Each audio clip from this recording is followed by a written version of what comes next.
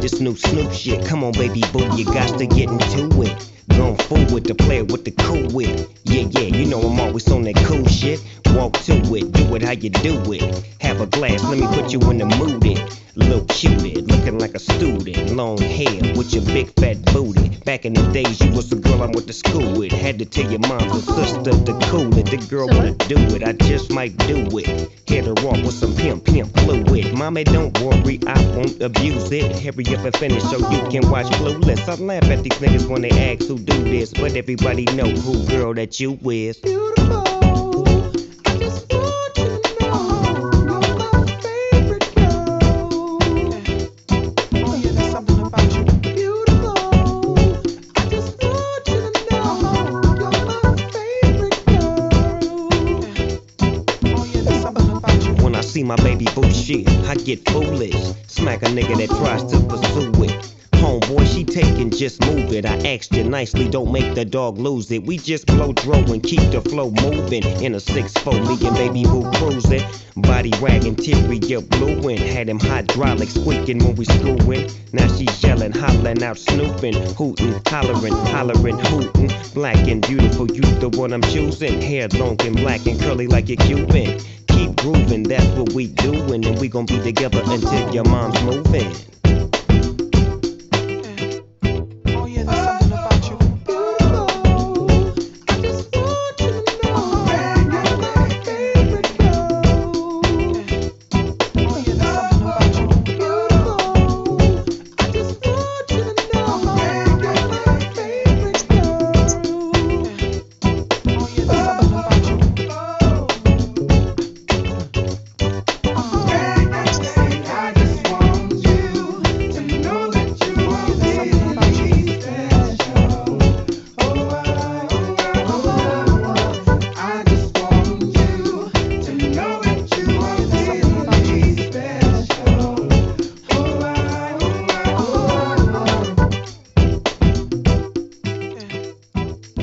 Welcome back to another motherfucking episode of the Black Girl Overthinking podcast.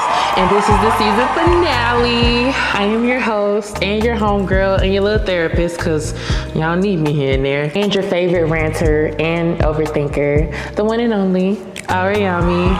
And baby, this season has been full of revelations, rants, healing, whole phases, and soft life moments. But today, I'm talking about world mess, personal tea, the topic, which I'm so excited to get in with you guys. And yeah. But the first thing that we're gonna get into is these world topics. And I wanna talk to y'all, okay, so recently I've stumbled upon the anthropological gold mine known as Love Island, which from the looks of it is a place where emotional growth is measured in how many times somebody says, I just feel like we have a connection, before they even seen each other without sunglasses. Hello, red flag. Basically, it's like Tinder, but with cameras and mandatory apps for the men. Then people be falling in love quick as fuck. I want to know legit, why does time move faster in that damn villa than in real life? Got them folks in there falling in love, breaking up, getting married, in all of what? 3 to 4 business days? Are y'all okay? And I'm just sitting here like, damn, y'all don't even know each other's last names. And to me, that villa is definitely a psychological greenhouse. There's 0 distractions. Everybody is fine as hell, especially Shelly and Alondria and Ace. Half of them are emotionally stunted, and I'm not gonna point any fingers, but will Huda, Jeremiah, and Bella come to the front, please, and thank you. And the other half think that eye contact is a love language. Weird, but okay, we'll take it. Time doesn't just move differently in there, it melts. 3 days in there is like 3 months in the real world. Something's not adding up, except instead of learning somebody's favorite color, they dry humping under LED lights, while a nation of strangers judge them. And I am a part of that nation. That's why I'm judging y'all today. No, for real. It's reflective about people be craving connection without doing the real groundwork. Everybody wants a fucking cheat code to everything. God damn. Fast-tracked intimacy is the new struggle of, and it's not cute.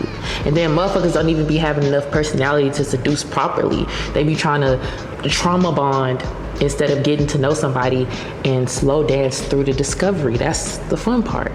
Bring back the tension, the mystery, the I'm trying to earn access to you. Like, act like you've been here before.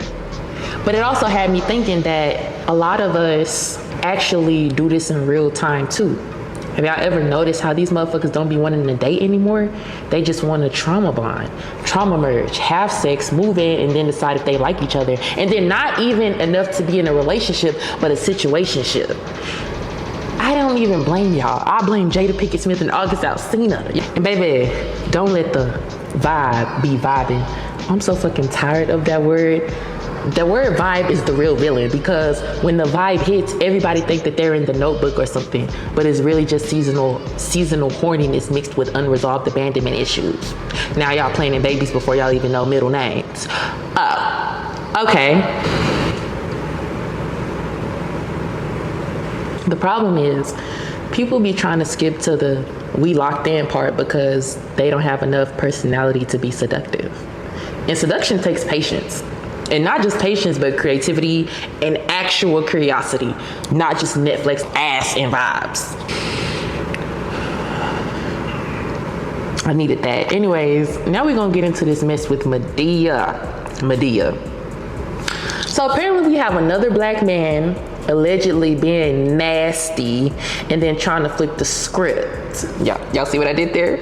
But an actor from the show The Oval, Derek Dixon, that's a cute little name. Derek Dixon is suing Tyler Perry for $260 million over alleged sexual harassment and assault and retaliation. Allegedly, this man was promised roles and then got creepy ass messages from Madea like, what would it take to have guiltless sex? Excuse me? Sir, come again? From Madea? I don't even know what to say. Every time a messy ass scandal hits the timeline involving one of our own, especially a black man with power, it always becomes a damn circus. And the Madea of it all, the Madea, baby. The mental gymnastics that it takes to read those alleged messages and then process that voice sending them, I need a fucking sabbatical. And this shit low-key reminds me of the Shannon Sharp situation. Like, when the fuck are y'all gonna learn to leave these white folks alone? Karma is real, and them fucking contracts do not protect y'all's character. Y'all wanna rub shoulders with the very same people who built systems to exploit us, and then be shocked when you wake up in the middle of a horror movie with your business all over the fucking blogs, like the fucking Shade Room and Gossip of the City. Damn. Tyler Perry has been working so hard to be the Black Oprah and the male Viola Davis, but forgot the spiritual law. What's done in the dark always finds a ring light eventually, sweetie. Now those skeletons is tap dancing and singing Negro spirituals that we didn't even fucking ask for. Put them shits back. And then it's like, yes, we been knew that Tyler Perry liked men. The entire black internet knew. But what always rubbed me wrong is how he cloaked everything under the cross and the wigs and the fucking moral black family healing films while allegedly moving weird behind the scenes. So now, seeing this mess come to light, it is uncomfortable. But it's also like, damn, you built an empire off of healing trauma films, and now you're the center of a new one. It's just a mess. It's just a damn mess. Hollywood is really in its Judgment Day arc. Everybody is getting their turn. Like that karma gonna spin the motherfucking block. Just reading those messages, I'm still trying to see where the sexual assault is, especially for it to be worth $260 million US. Like, I'm sorry, but unless that man was held hostage on a Madea set in a wig and a motherfucking moo, I need to see the math. He might be telling the truth about being uncomfortable, but the whole thing don't feel like he's trying to get some real justice. It just smells like publicity meets payout.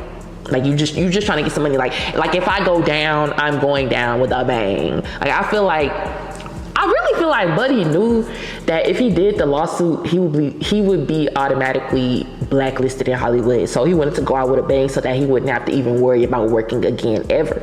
Then what makes this even wilder though is the timing of it too. The fucking timing.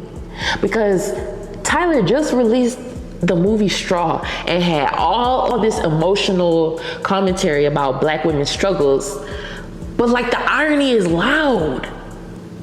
It's hard to even process that kind of duality, uplifting black women on screen while allegedly crossing serious lines behind the scenes with a white man. What the fuck? But I'm going to give Tyler his flowers real quick though, because that movie Straw, baby. Talk about art imitating life in the rawest way. He did that shit. And Teyana Taylor, that woman did more than just acting. She channeled. That performance felt like it was coming from the fucking stomach. The screams, the silence, the way her body even carried grief on screen. It was haunting in the most beautiful way. And Miss Taraji P, that woman is always going to give you pain with elegance. But those two together, that's absolutely the fuck legendary. I don't give a fuck about what no Rotten Tomatoes said. They can choke because we in the streets felt it. That movie was for us. That was for black women. And we're all very familiar with Tyler's usual formula when it comes to making movies. He gonna put some pain, a wig, a man doing a woman dirty, and a church in the fucking background. Always. But this time, it was more like a mirror, a moment, a memoir, a breakdown that black women are forced into when no one is listening. And as a black woman, when you're doing everything right and still getting kicked while you're down, that movie was really a love letter to black women on the edge who are trying to survive while the world continuously gaslights the hell out of us. So I appreciate him for that, honestly, because that's where so many of us are living, in that quiet rage, in that gaslit exhaustion, in that please don't let me lose myself trying to hold it all together place. And what I really appreciated was the pacing of the madness. Like, he showed the buildup, not just the explosion. The unpaid emotional labor, the invisible grief, the microaggressions, the motherhood pressure, the being the strong friend fatigue. That's the part that makes society uncomfortable, when they have to face the slow and burning reasons that we really snap. Now, let the same story have been a white woman lead, then they would have called it Oscar worthy. But because it's black women telling the story of pain without having a fucking smile through it, they call it too much. Nah, we've been too much and not enough all at once in this damn world. Tyler may have some problematic ways, but Straw deserves its flowers, and I have to give them when they're due. And so do the women who carried that movie as well. But anyway, now let's get into this madness and this scariness with Iran. So Israel bombed them, they responded with missiles, and now it's giving, we at the end of our fucking days. Like, why? Why are we suddenly getting side-eyed in a global conflict that ain't got shit to do with us? Like, damn, can we enjoy a little fish fry, a little spades game, some time to learn these TikTok dances and leave the fucking apocalypse to the people who actually caused it? We ain't even get what we deserve for Juneteenth. We've been minding our business. Goddamn, we've been minding our business since the beginning of civilization. Damn, we didn't ask for this. But what sent me was Shamar ugly, crooked-faced ass. He made a video on TikTok talking about Iran. Let me watch the video, that's how he pronounced it. He's like, Iran don't want this. Like, he got the motherfucking launch code or something. Sir, you barely got a stable hairline. Please shut the fuck up and stop speaking for us. You don't got Nothing to do with that. Just sit this one out. God damn. But basically, he was on there telling them to fuck around and find out. And now Iran just somehow saw it, and they responded with, everybody's gonna feel it. No, absolutely not. Tell them to circle back and re-aim that energy to the folks who've been occupying, stealing, and bombing for years. Not the ones trying to raise their kids, paying fucking $5 gas, and get our motherfucking edge control on hold during this fucking heat wave. We trying to stay cool. We're trying to worry about things that matter to us right now. It's fucking giving, we got no dog in this fight. We ain't NATO. We NAPTO. Nap and stand out the way. We are not your audience nor your enemy. Just to keep this a book with y'all, Black America's been dragged into every war, every struggle, every fucking freedom mission, only to come home to systematic disrespect every time. An unseasoned potato salad. And want us to fucking celebrate 4th of July. So I feel like as a community, we are just not available for war energy right now. Return to sender, no. We don't. Get somebody else to do it, please, Iran. Please. We still healing from fucking COVID, from Trump, from the TikTok bans, and the motherfucking BET Awards. We are tired. We fucking tired, I swear. 2025 has already been moving like the final season of Earth. We don't know Trump. Shamar don't speak for us, and we don't stand with no damn colonizers, ever. And if Iran want to drag somebody, please redirect your missiles to them Mayo war criminals. Thank you. Namaste. Let's move on to something that's less serious, because that got very scary. But Cardi B, I fucking love Cardi B. Cardi B got a new man, and his name is Stephon Diggs. Fine as the fuck. And of course, Offset, mad as fuck. Even though he publicly humiliated this lady many times during their marriage. Okay, that's the typical cheater. That's how they act. That's their logic. But that's definitely a plot twist that we support wholeheartedly. It's giving new chapter, new man, and new lace that's sitting properly. The fuck? And Offset got the audacity to be in his feelings like he ain't have this woman out here crying, making and deleting posts while he was out here in Miami cheating with a lady who looked like his stylist, assistant. If you're gonna be anything, please be serious. You played in that lady's face. You fumbled her. And then you wanna crash out once she start smiling without you? Then you wanna allegedly threaten to kill her because she didn't wanna give you no kitty? And now you got a new girlfriend and you're still pressed about Cardi. And mad because she got her lick back. Respectfully and fine with a whole NFL player. But I really feel like his ego is really bruised because, you know, them athletes' money is way different than rapper money, honey. That's why he want to ask for spousal support now, according to what them court documents say. She said that era of crying in silence while he play in your face is over. It's summer 2025. And summer 2025 is for the healed baddies with matching toes and bank accounts. The whole rollout, the energy, the timing. And I love that for her. That is the art of soft revenge. And I'm here for it. And while we're on the topic of men embarrassing us, why the fuck did Young Thug pull Mariah the Scientist off the red carpet like he was her motherfucking parole officer at the BET Awards? She was literally doing her job. And I think that was Mariah Carey that she was speaking to, not some fucking groupie in the VIP line. And he yanked her little ass off like he paid for her press credentials. It was so awkward and so insecure, so controlling. And you could see it on poor little Mariah's face. Like, damn, I still love this man, but I can't even breathe without being redirected. We don't know what she had to sacrifice emotionally just to maintain that relationship while he was locked up. And now that he's out at the BET Awards, embarrassing her on camera, Sir, this is not Rikers. It's the red carpet. Ain't no loyalty in your fingers when they flicking up the camera. That was not very burning blue of you. Mariah deserves soft kisses, Grammys, and uninterrupted conversations while she works.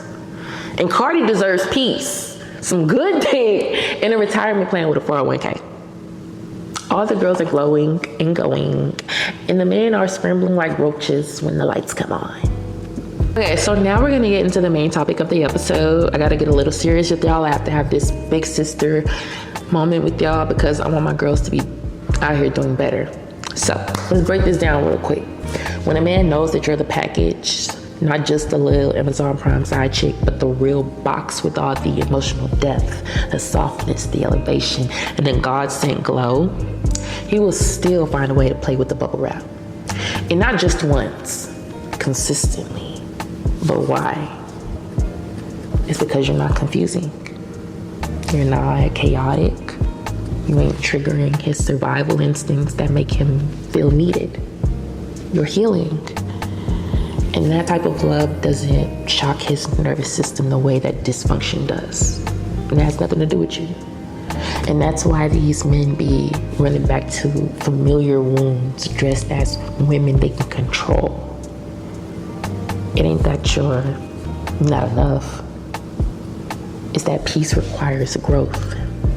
And growth requires accountability. But you know what's easier than growth? Running in circles with people who enable your brokenness. That man fumbled you, not because you were too much, but because you were the first woman who didn't confuse his chaos for the chemistry. You saw the wound, not the mask. You saw the pattern, not the potential. And that made him scared. Because you're not playing pretend. And let's be honest, some of these men love the idea of a healed woman until they realize she doesn't need to be fixed, just loved properly. And that requires work, but not just work, vulnerability, showing up consistently even when it's inconvenient. You are the mirror, and mirrors don't lie, even when they're gentle. So yeah, he knew exactly what he had. He just wasn't built to handle it without self-sabotage. And that's not your cross to carry.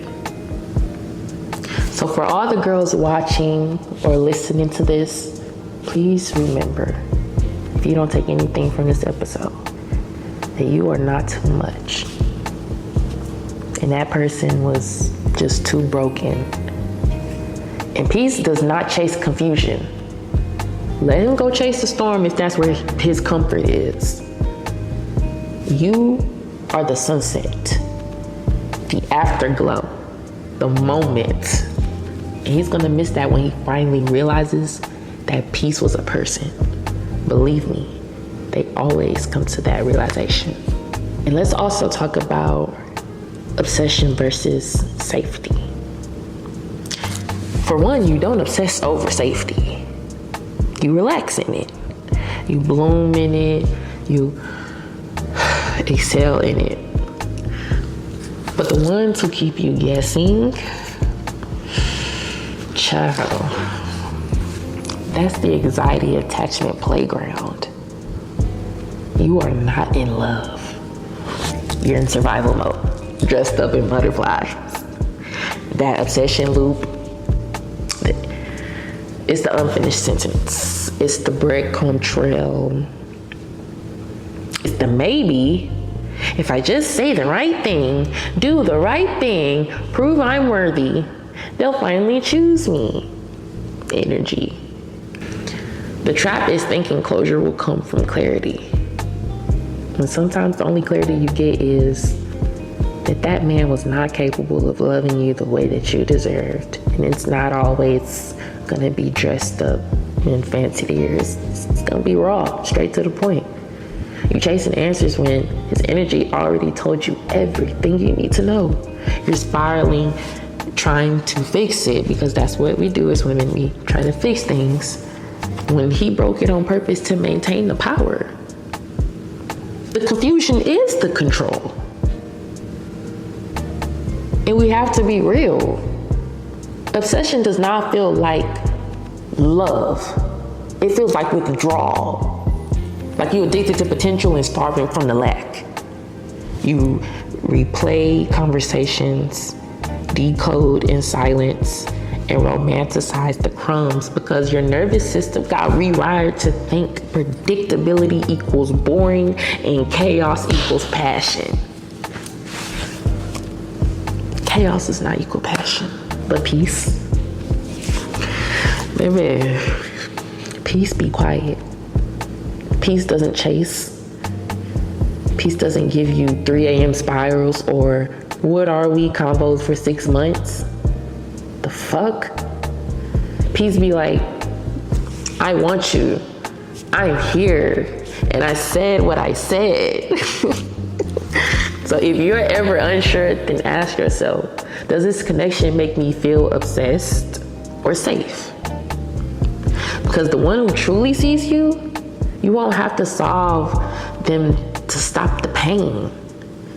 They won't be the pain in the first place. I'm sorry, I'm not trying to be aggressive with y'all. It's just, I learned from experience and I don't want y'all to go through it, so just listen to me. Take my word on it the first time. Anyway, let's get into my current tea and a little life update. I just got back from a beautiful ass San Diego trip with Lexi and Merve. I love them so much. And when I say soul nourishing, y'all, we laughed, we vibed, we shared, and we healed. Like we were just vulnerable with each other. And it's just something so sacred about being around friends who see the real you, who don't drain you or shrink you, but they pour into you and reflect your light back.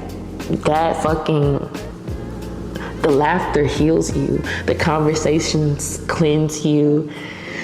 The energy, it doesn't feel like work. And that's the kind of love that realigns your spirit. When you've been loved the wrong way for so long, even a soft place to land can feel unfamiliar. But I'm wise enough to know that unfamiliar doesn't mean or equal unsafe. It might just mean healthy. And hell yes, it is so fucking scary sometimes when somebody sees you clearly without you having to over-explain your softness or your moods or your magic. And when they don't make you beg for basic decency or guilt you for needing clarity. I know that I deserve it. So occasionally I have to reaffirm that over myself. That's the real work. Because even when you find better, you gotta let yourself still receive it or be open to receiving it. So I gotta tell the old versions of me who normalized the craziness, it's safe to put the sword down now. We are not at war anymore. I deserve ease. I deserve love. And I deserve love that shows up on its own, not because I cried for it. I deserve conversations that don't leave me overthinking. I deserve a connection that doesn't drain me, just makes me feel worthy. And I love this for myself. I love this whole chapter that I'm in. I sound and feel soft. I'm glowing, I'm centered, and I'm still learning, and I'm still cautious, but I'm open, and that's power. I'm not speaking on too much. I'm protecting it. And I just know the universe hears me, and it shows off a little right now because I've done the inner work to finally hold what I've been praying for. Now we're gonna get into my favorite part of the show. Am I overthinking or what? Where y'all send me in y'all's questions and I answer them, giving y'all advice on what you should do or shouldn't do. Okay, first question comes from Anonymous. She said, so as a prank, I started texting my best friend on one of those text numbers, pretending to be this dude she was in love with, but had did her dirty. And this girl is so excited that now I feel guilty. As you should, fucking weirdo. Should I tell her or just stop texting and pretend it never happened? What the fuck made you think it was a good ass prank? What made you think that was a good prank to do? That's not even a joke. That's fucking spiritual and emotional manipulation. Especially if she's still grieving that situation shit. You can't play with people's healing or their feelings. You owe her the truth and a real apology. Because what part of let me impersonate the man who traumatized you for giggles ever sounded funny? That's not harmless. That's spiritual malpractice, girl. Your best friend was probably doing her fucking best trying to figure that shit out. And you over here acting like Casper in her text messages. That's some weirdo ass shit. I'm sorry. I don't like that at all because that's giving, I don't take your heartbreak seriously. I want attention more than I want accountability. I've never read The Room a day in my life. Like, what the fuck made you think that was okay for real, girl? I'm sorry, like, I'm not trying to be like too rude, but I gotta be honest with you. And you feel guilty now? Wow. When sis is grinning at her phone like maybe healing did bring him back. That's so fucked up. That's not even just wrong, bro. That's sinister. You out of line as fuck for that. You need to tell her. You need to tell her, but not no, LOL, it was a joke. Like, you need to come correct with a humble apology for real and some emotional reparations because you're gonna need them. That was so fucked up. Oh my gosh. That's not even about just being messy. Like, you violated trust in the most vulnerable place possible. That's just so fucked up. And I really feel for your friend because when your friend find out, it's gonna hurt her twice. One, because her healing was mocked. Two, her friend was the one behind it. Like, that is just so, girl, that's so fucked up. You broke girl code.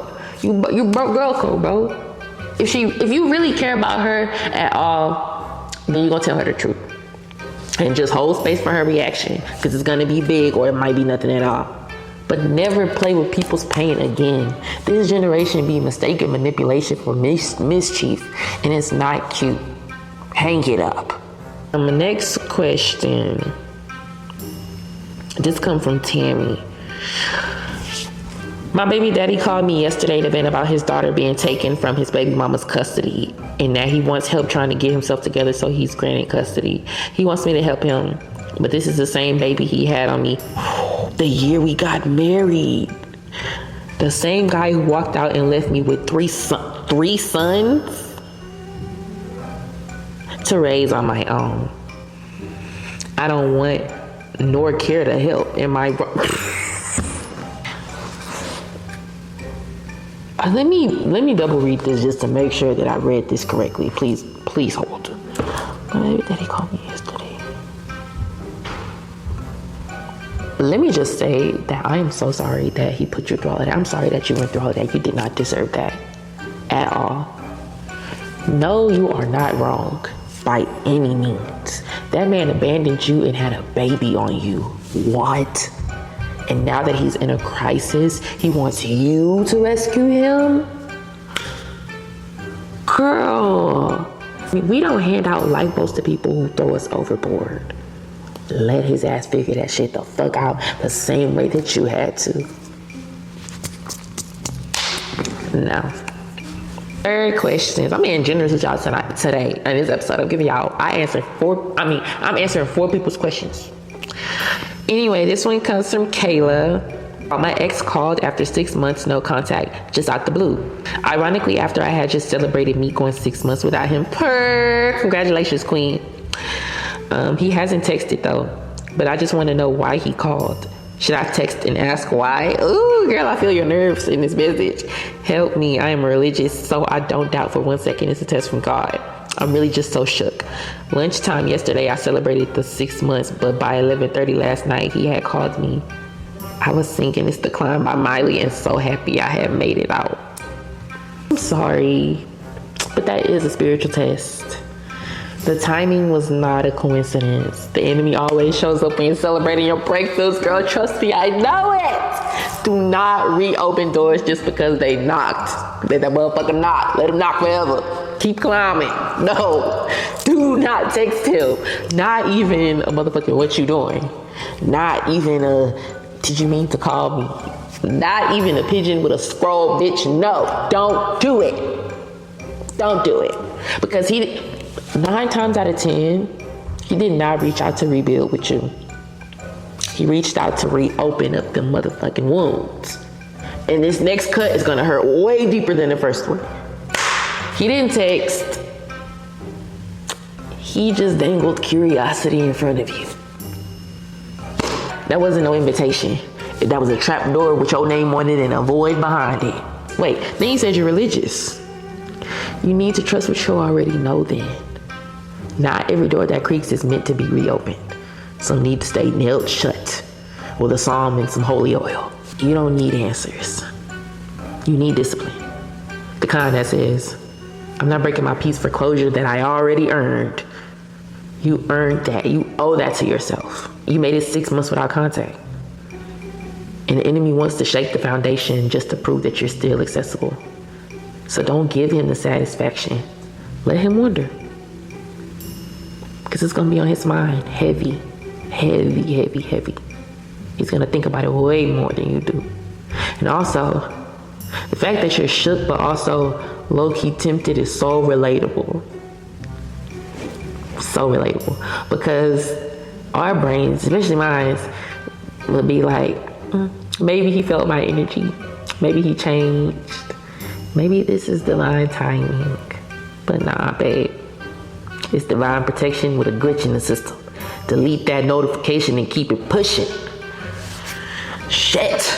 It's from Big Baby K. So I'm getting my first apartment next month, but my boyfriend and I are moving in together. We did agree to go 50-50, although he's trying to take responsibility of every bill by himself, but I won't let him. I need advice because we do be bumping heads a lot, but I be thinking about having my first house experience by myself, as you should. Listen to your group and listen to that voice. Your higher self know, but listen to that or read by myself sometimes because I graduate next Sunday and I'm just ready to get the fuck. Let me tell you something. Hell no. Hell motherfucking no. And girl, no shade, but moving in with your man as your first apartment is asking for lessons in heartbreak. Don't fucking do it. Don't do it. There's not gonna be any growth. You need to live alone at least once. Especially if it's your first apartment, you deserve to have that experience by yourself so you can learn about yourself and decorate how you want. Be messy, be sacred, be vulnerable, be sad, be angry, be happy, be joyous. Have space to evolve. Love can still exist without cohabitation. I believe in that 100%. Now, before we close this out, I just want to say thank you to every single person who listened this season, who shared an episode, who cried, who healed, who texted their ex not to respond. The ones who stayed with me as I stayed with myself. I love y'all deep. And this podcast is more than just me talking. It's a mirror for us. And I'm so proud. Anyway, I'm gonna give you guys an affirmation. This man. Okay, I'm gonna give you guys your affirmation. I'm not hard to love. I was just loving people who couldn't see me. My softness is sacred. My power is divine. And I attract people who come correct and love loud. My life gets sweeter by the week. And I deserve all of it. And now I'm gonna give you guys a challenge of the week. yeah, you thought you was gonna be, you thought that damn, what the fuck is the word I'm looking for? You thought that you was gonna be exempt because this is the season finale? No ma'am. Y'all's challenge of the week is remove one thing or person from your life this week that makes you feel small. And I don't care if it's a man, a friend, or your job title. Make space for bigger blessings and have faith. We've come so far, y'all. We have come so far. And I was just talking to Keith about this. I feel like the podcast has come so far, and I feel like me as a person have come so far, and the people around me. If you made it all the way to the end of this episode, I just want to say thank you from the bottom of my heart. Like, for real. From the deepest, softest, most overthinking part of my heart. Season 4 has been wild. And not just on the mic, but in real life too. I've cried, I've ranted, I've healed in real time, and so many of y'all held space for me while I did that. And whether you listened while doing your makeup, stuck in traffic, cleaning up your room, or crying in your car, this space became a little softer because of y'all's presence. And I appreciate that so much. You don't know how much it means to know that my voice and my thoughts, my little spiral sessions, could sit beside you and make you feel less alone. This podcast has always been more than content for me. It's been a journal, a sanctuary, a mirror, a diary. And some episodes were prayers that I didn't even realize I was saying out loud. So to every listener who sent in a question or reposted a clip or told a friend to tune in or hit me with the girl, that episode had me crying or frustrated or healing or laughing all at once. I love y'all bad. Y'all are my people. You really are. And don't worry, because if y'all anything like me, I know y'all probably sitting in y'all seats overthinking it and probably thinking, oh my gosh, is she saying like goodbye? Like, is this the last episode forever? Like, what the fuck is going on? No, this ain't no motherfucking goodbye. You can't get rid of me, bitch. It's just me closing the chapter on season 4. So I take the time to put back into myself, into my creativity, into my son, into my life, into mass promo mode so that this podcast can reach even more of the right souls and we can keep growing. Season 5 will be back in March. And baby, it's gonna be worth the wait. Season 5 is where I will be taking on guests on the show. I'm so excited. Yeah, bigger guests, deeper conversations, sharper reads, more healing, more of everything that makes Black Girl Overthinking what it is. But until then, remember this. You don't gotta have it all figured out. You just gotta stay soft enough to feel, wise enough to reflect, and brave enough to keep choosing yourself even when it's hard. Let people go if they don't know what to do with somebody like you. Love louder, forgive slower, and stay grounded in the truth that you are the blessing. Keep sending your questions. Keep overthinking with a purpose. And above all, baby, don't let this world make you numb. Be the woman or person that you prayed to become. I love you. And I'm rooting for you. All of you. Everybody that's Black. We'll be back next spring. Bigger, louder, realer, and sexier. Because I'm always getting prettier and finer. But, yeah.